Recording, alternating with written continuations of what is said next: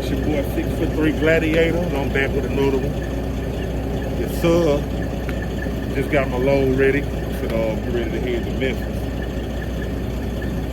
What y'all think about these National Guards in Memphis, man? You think they're gonna change? They're gonna bring down the crime in Memphis, or you think it's gonna still be the same? Or you think it's gonna be a lot of innocent killings? What y'all think? What y'all think it's gonna take? To me personally, I think it's a good thing that the National Guard is in Memphis. Because these little young teenagers with these guns out here, illegal guns, I don't think that's gonna stop no time soon. I don't think it's gonna stop. So our best bet is to bring in the National Guard, because every day we get on the news, we look up, it's another murder. Every other hour in Memphis is another murder. Why? That's because people got access to these guns for no reason. And then they're fueled with this alcohol, doing drugs. That's a recipe for disaster.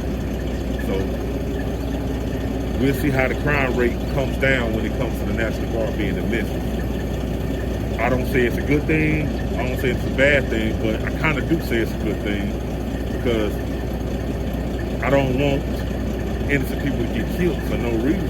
But, we don't know how it's going to turn out. But I think it's going to be I think it's going to be good for the better. Because they definitely need to clean the streets of Memphis up. They do. I don't know why the mayor would say he don't want the National Guard in Memphis. But it's only going to help Memphis. You feel what I'm saying? It's only going to help Memphis. So why would you want the National Guard in Memphis? I don't get that. Come on now. I want to walk through Memphis without getting robbed, getting shot, getting killed. I lived in Memphis for years. Rest in peace, Steve Gutter. Rest in peace, Two Guns in South Memphis. Rest in peace, Juice. Rest in peace, Zach on Jacqueline. I done befriended a lot of people when I moved to Memphis. I know at least 4 or 5 of them are deceased right now. And they all died of gun violence. So they let me know right then and there that I probably need to get my things and move back to where I was at. I was only in Memphis because my boy Gutter, he's from Trigg and Latham, my best friend. And, I was gonna move down there to see if I can get on and do better than I did where I came from. And I didn't. And things started getting worse and worse. So I decided to go ahead and come back and start driving trucks. And so I'm making $30 an hour driving these trucks. Doing way better in life, man. Come on. If I can do it, a lot of people can do it. I can do it, a lot of people can do it. Get up off your butt and apply yourself. I used to walk the streets on Hollywood. I used to walk the streets on Holmes Road and Mitchell Heights. I didn't move to South Memphis. I used to live on 1st Street off Kansas. I used to live on Kerr Street, right by Cane Creek Apartments. Come on now. I done survived walking in Memphis years. And to say that I done made it out of Memphis is the understatement. So if I can do it, y'all can do it. Come on, apply yourself. Now look at me, and I'm driving semi-trucks. I'm doing better in life. I'm providing. I'm making a way. I never had things I had in life until I started actually getting up off my butt and started working for it. So I'm proud of myself. I give myself a pat on the back for that. So, but like I was saying, I only moved to Memphis because my boy Gutter moved over there, and I thought we was gonna do better. Which me not knowing that Memphis don't care about nobody. The streets don't love nobody. So you can go over there even if you ain't in the gang. If you in the gang, and you're gonna be a victim of Memphis. 9 times out of 10, you're probably gonna become a victim of Memphis. If you stay there too long, and you around the wrong people, you might lose your life, man. Straight up, you might lose your life. And that's one thing I had to go through going down there. Everywhere I went, I got into it with somebody because they tried to play with me, or they tried to take something from me, knowing that I went there with good intentions and trying to be cool with people. They still was there to take from me and trying to make me look bad. So, it ain't no love in Memphis. Nowhere you go. Yeah. And I had an incident. One time I was in Memphis. I messed around and laid my burner down, my gun. And the little dude was asking for some money, you know, because he was hungry. So I go into my back pocket, man, you know, junk on my waist, it was too heavy. And I laid my burner down. I was getting ready to get him, man, a couple of dollars. Man, the little partner grabbed the burner off the table, man, and backed up with it. And I'm still telling the little youngster, give me my burner back, you know, give my gun back. Man, the little fella backed up, looked at me. He was like, let me shoot this. And I'm steady walking to him because I'm like, I done made a big mistake. You know, little homie got my burner. Man, that little dude turned around and turned that gun at me, man, and aimed right at me, man, and shot at the ground. I knew it was serious then. I was like, you can have it. You can have it. I don't even want it no more, man. You can have it. And boy, they started taking out running toward the woods with my burner, man. With my burner. That lets you know Memphis out of control. Nowhere you go. Nowhere you go. No matter where you go in Memphis, you're going to run into somebody who's going to backdoor you. And that's just how it is, man. Memphis just like this. They can pretend like they cool all they want. As soon as you let your guards down in Memphis, you might get killed, man. You might get killed. So, I remember walking to Young's every day when I lived in North Memphis off Jackson. I used to live on Hollywood. I used to walk to Young's all the time, give me a sub sandwich, give me Chinese food, you know. And I had remember walking around the corner, and I had asked this dude, man, because I was looking for a rooming house to stay in. I wasn't staying in a house. I was staying in them rooming houses in North Memphis. I knocked on the door to see if the rooming house was for rent. Old school raised the burner up at me and was like, get off my porch. Straight up, just get off my porch.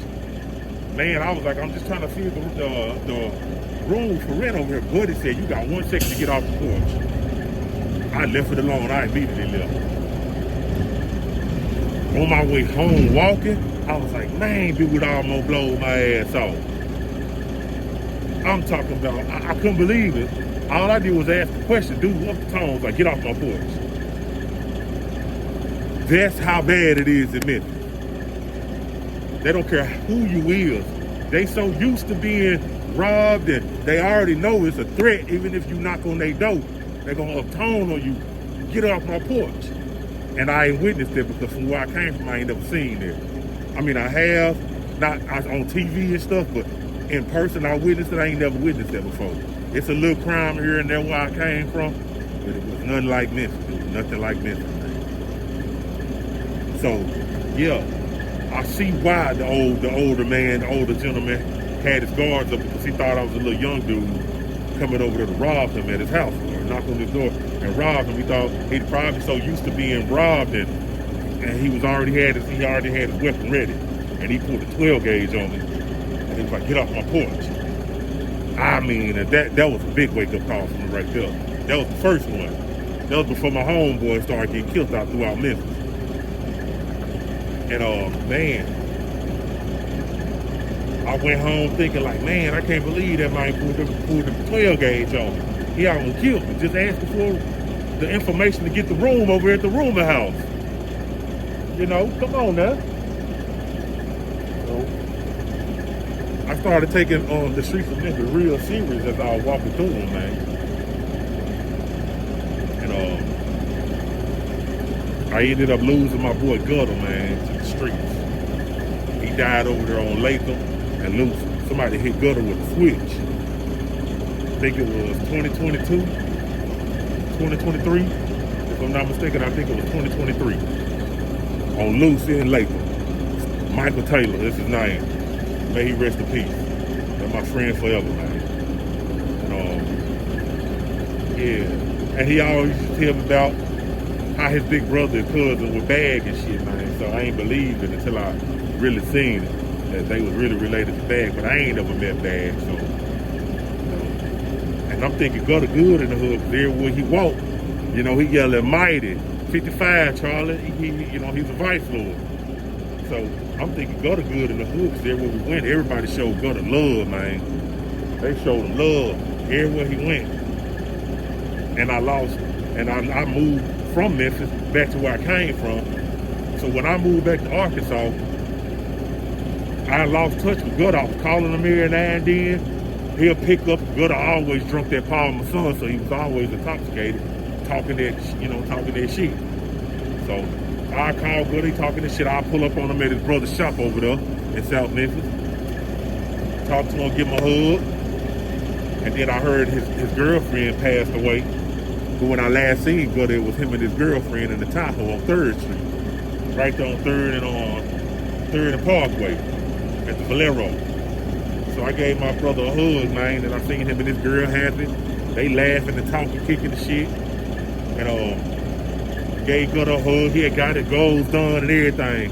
That was the last time I seen Gutter right there. That was the last time I seen Gutter in real life. That person in flesh. I gave Gutter a hug, told him I was gonna come holler at him. I used to try to call him on the phone. Gutter don't like to talk on the phone at all, so it's hard to talk to him on the phone because he don't talk on the phone. He believes he's being tapped. At all times, he always paranoid like that, which he got a good reason. So, and that's the last time I seen Gutter. And I looked on the news a couple months after that, and I seen all these yellow cones on the road, in the middle of the road over there on Latham. Latham and Lucy's a whole bunch of number cones. And they were bullet shells. I didn't think of it, and the first thing I did was say, it's a shooting over there at my boy Gutter house. You know, I started telling all my family members, and it's a shooting over there at Gutter house. Come to find out, it was Gutter. Gutter got killed. Gutter got killed. Gutter was the one who got killed. Somebody hit Gutter with a switch in South Memphis, and they ain't found out who did it yet. I don't know who did it. I just know my boy was standing out on the sidewalk right there on Lucy and Latham at the Brown Apartments he lived there. Somebody hit him with a switch, and they still ain't found out who did that yet. So my thing, yeah, I think it's good to have National Guard in Memphis, because they really need to stop that crime from happening every day.